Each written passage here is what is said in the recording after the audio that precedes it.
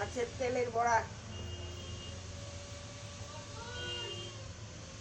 এই তো হয়ে যাচ্ছে। আটা দিয়েছি, ময়দা দিয়েছি, চালের গুঁড়া দিয়েছি, বেসন দিয়েছি, পেঁয়াজ, কাঁচা লঙ্কা, একটু আদা বাটা, কারণ কেমন যেন একটা আস্তে আস্তে গন্ধ করে। এই একটু করে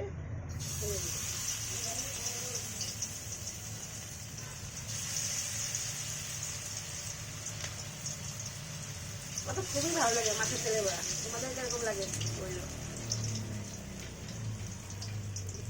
দুইটা বড়া হলে আমার খাওয়া হয়ে যাবে।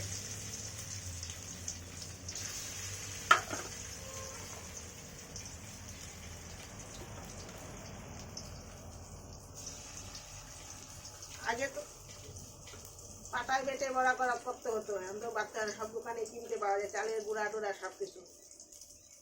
এখন কোনো কষ্ট নাই বড়া ভাজি খেতে।